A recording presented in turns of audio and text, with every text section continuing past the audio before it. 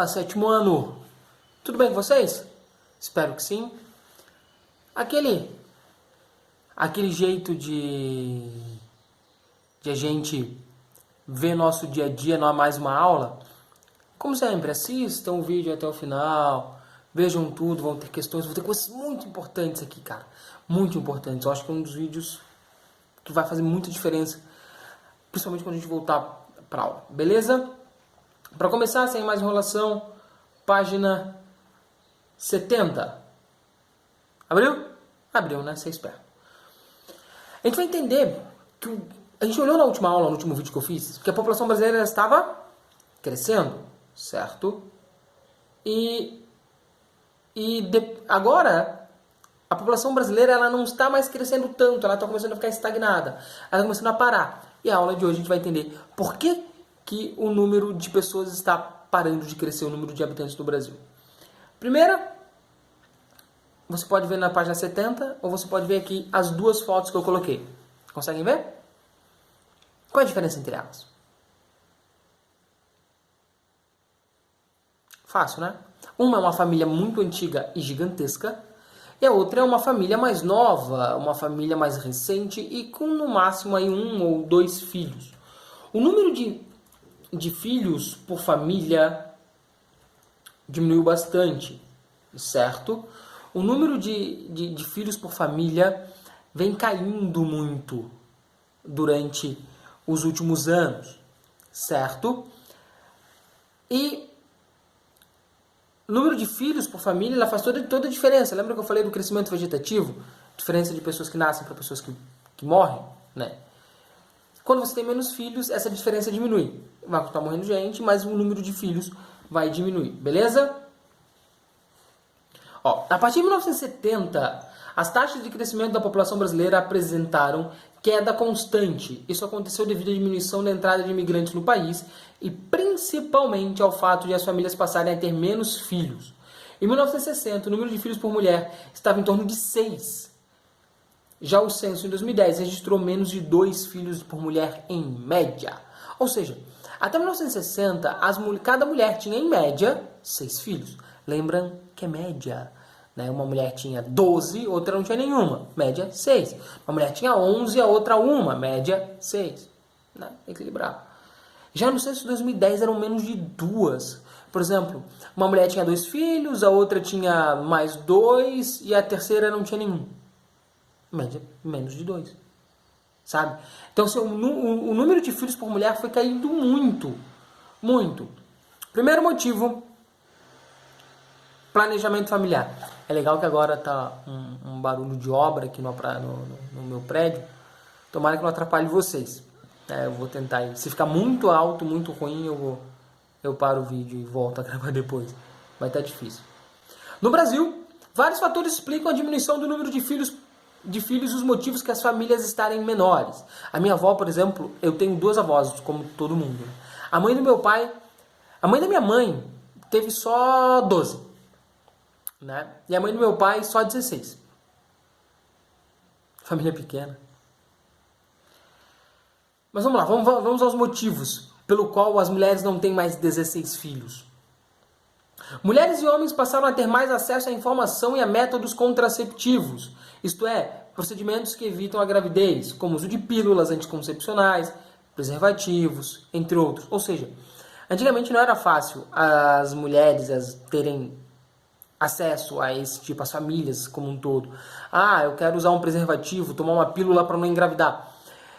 Até existiam, mas eram muito difícil acesso, eram raros. Existiam cidades menores, pequenininhas, elas nem tinham isso. E mais, as pessoas estudavam menos. E por elas estudarem menos, elas nem conheciam que existiam, elas nem sabiam que existiam métodos de não engravidar. Com a expansão do modo de vida urbano, aumentaram as demandas por bens de consumo e serviços. Assim, para muitos, ter mais filhos passou a representar também mais despesas, com alimentação, saúde, educação, vestuário, lazer, etc. Isso é planejamento familiar.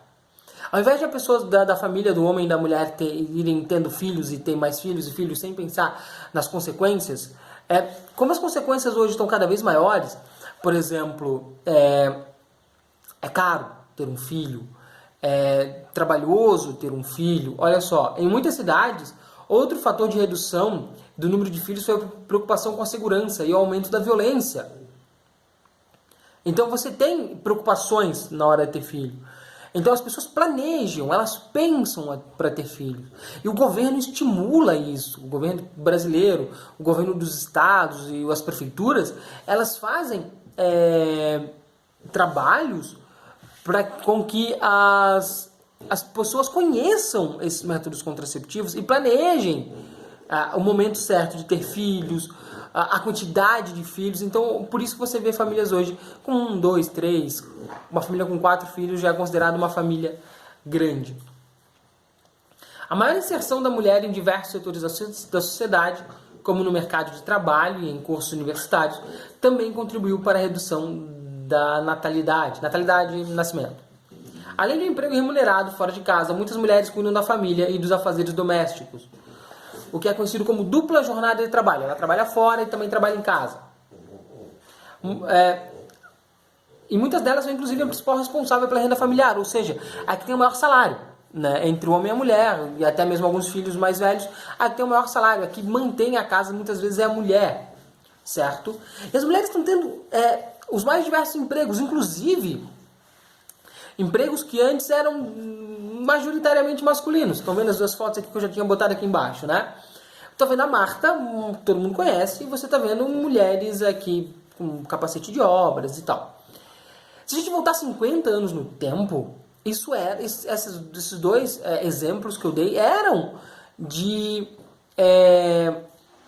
trabalhos essencialmente masculinos. No caso das mulheres da Marta, o futebol era proibido no Brasil até mais ou menos 1985. Por aí, o futebol feminino era proibido. Hoje você tem campeonatos de futebol feminino. Tem mulheres que mantêm a sua família jogando futebol. No outro caso, são mulheres que trabalham em obras da construção civil. Provavelmente aí, engenheiras,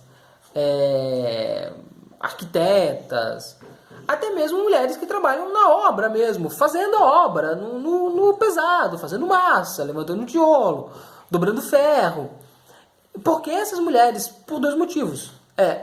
A sociedade foi entendendo que as mulheres são capazes, o que infelizmente antigamente não existia, as mulheres eram vistas como incapazes, como inferiores aos homens, o que obviamente hoje em dia a gente vê de forma diferente, uma coisa até meio óbvia de eu estar falando aqui, né? As mulheres têm as mesmas capacidades dos homens e muitas delas hoje têm um papel que era antigamente o papel do homem dentro da casa, quer ter o maior salário, quer bancar a família. Hoje em dia isso não acontece tanto, acontece muito mais das mulheres, claro. Mas o que isso interfere no número de filhos? Muitas mulheres, elas põem suas carreiras à frente da família. Então elas demoram mais para ter filhos, demoram mais para ter o segundo filho, demoram mais para ter o primeiro filho. Isso acaba diminuindo o número de filhos. Antigamente, uma mulher com 18, 19 anos já estava casada e já muitas delas já com seu primeiro filho. Hoje em dia, as mulheres, antes de casar, elas estudam, elas fazem faculdade, elas têm seu emprego, elas têm a sua carreira, né? Elas ganham seu dinheiro, elas são independentes primeiro. Depois elas acham um marido, casam e aí sim constituem família, né? A família de antigamente, ela muda não só no tamanho de filhos, mas também na constituição da família. Quem de vocês aí que está me assistindo, onde o pai não ajuda nos afazeres domésticos, né? A maioria dos pais ajuda na louça, no chão, limpar a casa. Alguns o trabalho é limpar o terreno, coisa que antigamente era trabalho exclusivo das mulheres, né? Então essa jornada dupla ela é dividida na maioria das casas, nas casas mais, digamos, sensatas, né? Onde a mulher trabalha fora, o homem também, eles mantêm seu dinheiro, eles mantêm sua carreira, acabam tendo menos filhos, 1, 2, 3 filhos por família, né? Então por isso que o número da média vem diminuindo. Na página 72, nós conseguimos ver o mesmo mapa da página 72 do livro. Você consegue vê-lo aqui ou aqui em qualquer lugar. Que é a distribuição da população brasileira ao longo do nosso território. Notem que a população brasileira ela é distribuída irregularmente, ou seja, tem locais com mais população e locais com menos população. Quando você olha bem de perto o mapa, vou olhar aqui. Consegue olhar bem de perto o mapa? Você nota que os pontinhos vermelhos eles estão muito mais concentrados aonde? No litoral. Por um primeiro motivo, é o motivo mais óbvio. Os portugueses, espanhóis, os europeus chegaram aqui de quê? De avião em 1500? Não dá, né? Eles chegaram de barco. Então as primeiras cidades brasileiras foram fundadas ao longo do litoral. E essas cidades, obviamente, se tornaram as maiores e por consequência, as mais ricas. E por consequência, tem mais pessoas. Vamos ler aqui. A população brasileira não está distribuída de forma homogênea, ou seja, de forma igual no território inteiro. Há concentrações na parte leste, ou seja, no litoral, nas áreas próximas ao litoral, e no entorno das capitais e de outras cidades médias e grandes. A concentração populacional nessas áreas tem relação, em grande parte, com o processo de colonização e com as atividades econômicas que se desenvolveram ao longo dos séculos. Produção de cana-de-açúcar, pecuária, a gente já viu isso tudo em aula, certo? E mais recentemente, a ampliação do setor de serviços, né? Eu vou dar tem um ser humaninho aqui, ó, que ele não tá deixando eu gravar o vídeo. Ele tá fazendo bagunça aqui embaixo, tá batendo na mesa, tá batendo na cadeira. Dá oi pro pessoal, Thor. Dá oi, pessoal. Tá difícil, cara. Ele é bonitinho, mas tá chato. Ele quer carinho. Folgado. Vou deixar ele aqui um tempo. Certo? Mas continuando aqui a nossa aula agora com um mais novo integrante da turma. Ele tá aprendendo também sobre a distribuição da população do Brasil. O setor de serviços, ele acaba se concentrando nas maiores cidades. Né? Ele acaba se concentrando nas cidades e essas cidades se tornam mais ricas, por assim dizer. E cidades mais ricas acabam tendo populações maiores, atraem mais pessoas. Né? A gente vai aprender sobre imigração dentro do Brasil nas próximas aulas. Ó, continuando. Além das atividades econômicas, o tamanho do território brasileiro e as políticas de ocupação e as condições naturais, entre outros fatores, influenciam na distribuição espacial da população. Por que no interior acaba tendo menos gente? No interior do Brasil nós temos as nossas plantações. Né? Então, em regiões... Ele continua mexendo... Mais um pouquinho aqui. Fica aqui, de boa. Ele quer colo. Tá escutando o ronco dele? Chato.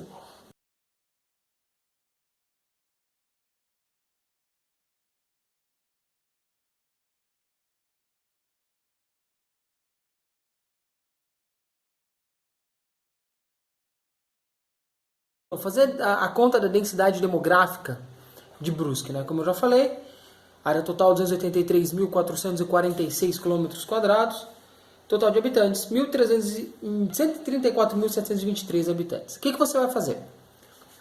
Você vai botar a quantidade de habitantes, botou? Quantidade de habitantes, 134.723.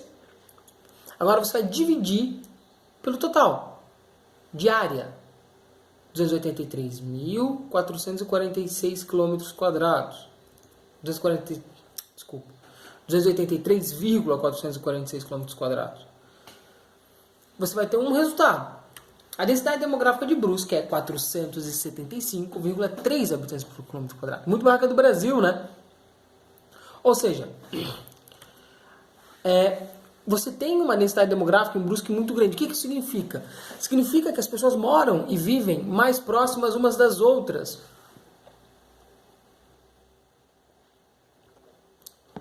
Entendeu? Elas vivem e moram mais próximas umas das outras.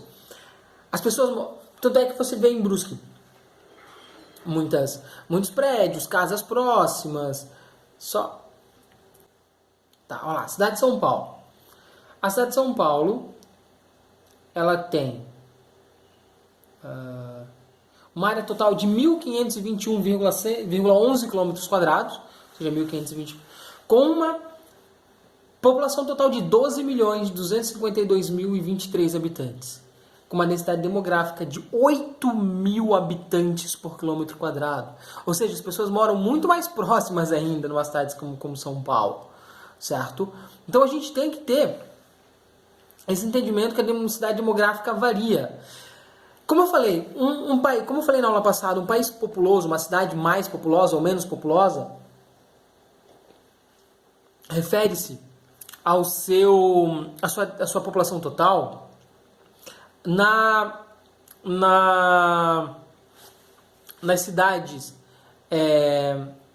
Quando a gente fala em densidade demográfica, a gente fala em mais ou menos povoado populoso. População total, povoado, população relativa, densidade demográfica. E a gente compara também da mesma maneira. Você compara um local mais ou menos densamente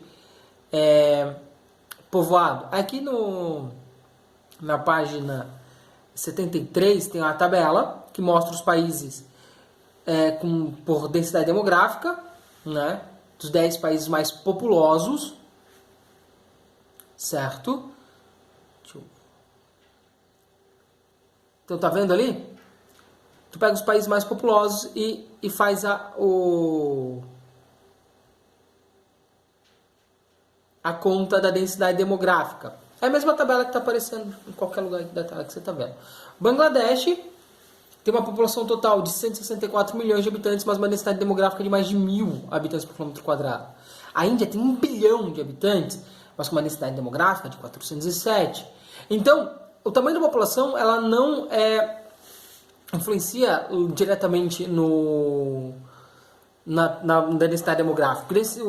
O que influencia na densidade demográfica é justamente a relação do tamanho com a população. Por exemplo, Bangladesh é um país do tamanho da cidade de São Paulo, é menor que o estado de Santa Catarina. Só que tem 164 milhões de habitantes. O Brasil é um país enorme. Só que tem uma população pequena. A Rússia, olha a densidade demográfica da Rússia. Mais da metade da Rússia é a Sibéria, que é um deserto congelado. Então a gente tem que entender que também há esse tipo de informação. Então você sabe o que é populoso, você sabe o que é povoado, certo?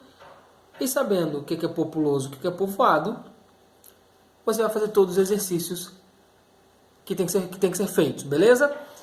Você notou que tem algumas perguntas aqui ao longo, tem bastante coisa ao longo do vídeo, e vai ter bastante coisa no Moodle também. Façam tudo, postem. E até a próxima aula, até a próxima semana. Valeu!